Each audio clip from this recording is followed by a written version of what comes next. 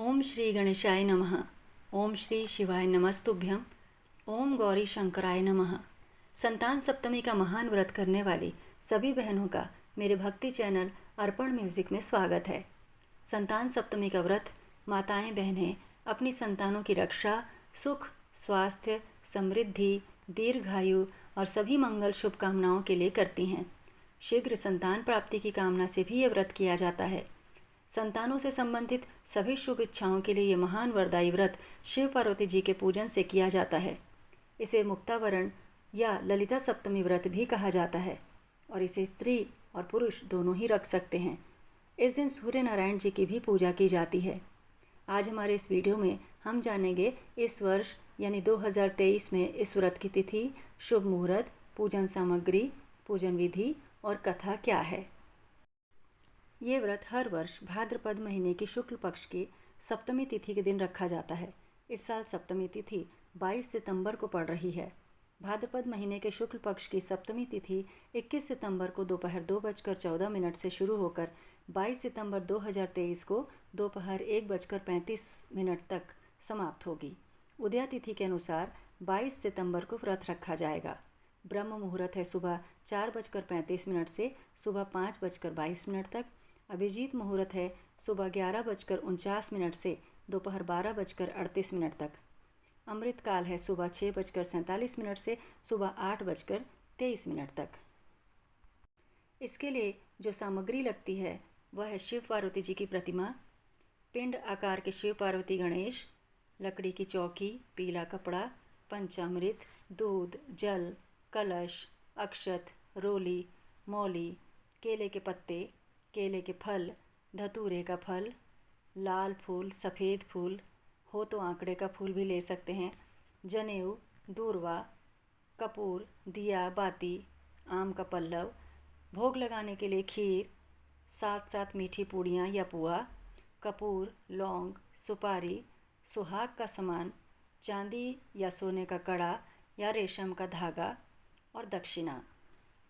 इस व्रत के लिए सुबह जल्दी उठकर स्नान आदि करके स्वच्छ वस्त्र पहनना चाहिए। सूर्य नारायण जी को जल चढ़ाएं, घर की दैनिक पूजा अर्चना करें, फिर संतान सप्तमी के पूजन तक निर्जल निराहार रहें। पूजा से पहले आप मीठा भोग, प्रसाद आदि तैयार कर सकती हैं। पूजा मुहूर्त अनुसार हो तो बेहतर है, नहीं तो दोपहर में कर ही लेनी चाहिए। पूजा स्नान को साफ शुद्ध कर चौकी बिछाकर लाल या पीला वस्त्र बिछाएं। भगवान शिव पार्वती की मूर्ति या तस्वीर लगाएं। फिर कलश स्थापना करें जिसमें एक हल्दी की गांठ, सुपारी, लौंग, इलायची और एक सिक्का भी डाल दें। मौली को कलश पर बांध कर तैयार करें। आम के 5 पत्ते लगाकर उस पर चावल की कटोरी और दीपक जलाएं। अगर आपके पास मिट्टी के शिवलिंग गणेश जी और गौरी जी भी बनाए हैं तो विधिवत उनका पूजन करें। फिर माँ पार्वती को श्रृंगार का सारा सामान अर्पित करें।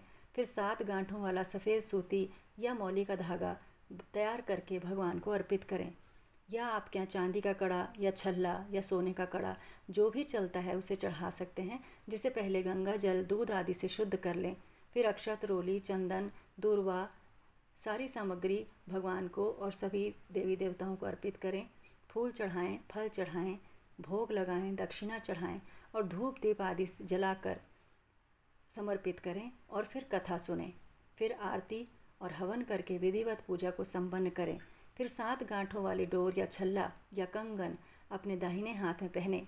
इस धागे को आप कम से कम 7 दिन पहने। फिर दूध और गंगा जल से धोकर लाल कपड़े में बांधकर अपनी तिजोरी में भी रख सकती हैं। आइए अब इसकी कथा शुरू करते हैं। संतान सप्तमी व्रत कथा प्रारंभ। ये व्रत भाद्रपद मास के शुक्ल पक्ष की सप्तमी को किया जाता है। एक दिन महाराज युधिष्ठिर ने भगवान से कहा कि हे प्रभु, कोई ऐसा उत्तम व्रत बताइए जिसके प्रभाव से मनुष्यों के सांसारिक दुख क्लेश दूर होकर पुत्र और पौत्रवान हो सकें। यह सुनकर भगवान बोले, हे राजन, तुमने बड़ा ही उत्तम प्रश्न किया है। मैं तुमको एक पौराणिक इतिहास सुनाता हूँ, ध्यानपूर्वक सुनो। एक समय श्री लोमश ऋषि ब्रजराज की मथुरापुरी में वसुदेव देवकी के घर गए। ऋषिराज को आया हुआ देख करके दोनों अत्यंत प्रसन्न हुए और उनको उत्तम आसन पर बैठाकर उनकी अनेक प्रकार से वंदना और सत्कार किया। फिर मुनि के चरणोदक से अपने घर और शरीर को पवित्र किया। मुनि प्रसन्न होकर उनको कथा सुनाने लगे। कथा के कहते कहते लोमश ऋषि ने कहा कि हे देवकी, दुष्ट दुराचारी पापी कंस ने तुम्हारे कई पुत्र मार डाले हैं, जिसके कारण तुम्हारा मन अत्यंत दुखी है। इसी प्रकार राजा नहुष की पत्नी चंद्रमुखी भी दुखी रहा करती थी, किंतु उसने संतान सप्तमी का व्रत विधि विधान सहित किया, जिसके प्रताप से उसको संतान का सुख प्राप्त हुआ। यह सुनकर देवकी ने हाथ जोड़कर मुनि से कहा कि हे ऋषिराज, कृपा करके रानी चंद्रमुखी का संपूर्ण वृतांत तथा इस व्रत का विधान विस्तार सहित मुझे बताइए, जिससे मैं भी इस दुख से छुटकारा पाऊँ। लोमश ऋषि ने कहा, हे देवकी, अयोध्या के राजा नहुष थे। उनकी पत्नी चंद्रमुखी अत्यंत सुंदरी थी। उसी नगर में विष्णुगुप्त नाम का एक ब्राह्मण रहता था। उसकी स्त्री का नाम भद्रमुखी था। वह भी अत्यंत रूपवान स्त्री थी। रानी और ब्राह्मणी में अत्यंत प्रेम था। एक दिन दोनों सरयू नदी में स्नान करने के निमित्त गईं। वहां उन्होंने देखा कि अन्य बहुत सी स्त्रियां सरयू नदी में स्नान करके निर्मल वस्त्र पहनकर एक मंडप में श्री शंकर और पार्वती जी की मूर्ति स्थापित करके उनकी पूजा कर रही थीं। रानी और ब्राह्मणी ने यह देखकर उन स्त्रियों से पूछा कि बहन, यह तुम किस देवता का और किस कारण से व्रत पूजन कर रही हो? यह सुनकर उन स्त्रियों ने कहा कि हम संतान सप्तमी का व्रत कर रही हैं और हमने शिव पार्वती जी का पूजन चंदन अक्षत आदि से षोडशोपचार विधि से किया है। यह सब इसी पुनीत व्रत का विधान है। यह सुनकर रानी और ब्राह्मणी ने भी इस व्रत को करने का मन ही मन संकल्प किया और घर वापस लौट आईं। ब्राह्मणी भद्रमुखी तो इस व्रत को नियम पूर्वक करती रही, किंतु रानी राजमद के कारण इस व्रत को कभी करती कभी भूल जाती। कुछ समय बाद यह दोनों मर गईं। दूसरे जन्म में रानी ने बंदरिया और ब्राह्मणी ने मुर्गी की जन्म पाया। इधर ब्राह्मणी मुर्गी का जन्म में भी कुछ नहीं भूली और भगवान शंकर और पार्वती जी का ध्यान करती रही। उधर रानी बंदरिया का जन्म पाकर भी सब कुछ भूल गई। थोड़े समय के बाद इन दोनों ने यह देह त्याग दी। अब इनका तीसरा जन्म मनुष्य रूप में हुआ। उस ब्राह्मणी ने तो एक ब्राह्मण के यहाँ कन्या के रूप में जन्म लिया तथा रानी ने एक राजा के यहाँ राजकन्या के रूप में जन्म लिया। उस ब्राह्मण कन्या का नाम भूषण देवी रखा गया और विवाह योग्य होने पर उसका विवाह गोकुल निवासी अग्नि झील नामक ब्राह्मण से कर दिया गया। भूषण देवी इतनी सुंदर थी कि वह आभूषण रहित होते हुए भी अत्यंत सुंदर लगती थी कि कामदेव की पत्नी रति भी उनके सम्मुख लज्जाती थी। भूषण देवी के अत्यंत सुंदर सर्वगुण संपन्न चंद्रमा के समान धर्मवीर कर्मनिष्ठ सुशील स्वभाव वाले 8 पुत्र उत्पन्न हुए। यह शिव के व्रत का पुनीत फल था। दूसरी ओर शिव विमुख रानी के गर्भ से कोई भी पुत्र नहीं हुआ और निसंतान दुखी रहने लगी। रानी और ब्राह्मणी में जो प्रीति पहले जन्म में थी वह अब भी बनी रही।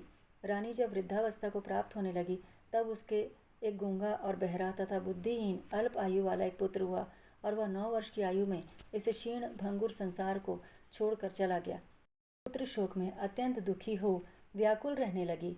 दैवयोग से भूषण देवी ब्राह्मणी रानी के यहाँ अपने सब पुत्रों को लेकर पहुंची। रानी का हाल सुनकर उसे भी बहुत दुख हुआ, किंतु इसमें किसी का क्या वश। कर्म और प्रारब्ध के लिखे को स्वयं ब्रह्मा भी नहीं मेट सकते। रानी कर्मच्युत भी थी, इसी कारण उसे यह दुख देखना पड़ा। इधर रानी उस ब्राह्मणी के इस वैभव और 8 पुत्रों को देखकर उससे मन ही मन ईर्ष्या करने लगी और उसके मन में पाप उत्पन्न हुआ। उस ब्राह्मणी ने रानी का संताप दूर करने के निमित्त अपने 8 पुत्र रानी के पास छोड़ दिए। रानी ने पाप के वशीभूत होकर उन ब्राह्मण पुत्रों की हत्या करने के विचार से लड्डू में विष मिलाकर उनको भोजन करा दिया, परंतु भगवान शंकर की कृपा से एक भी बालक की मृत्यु नहीं हुई।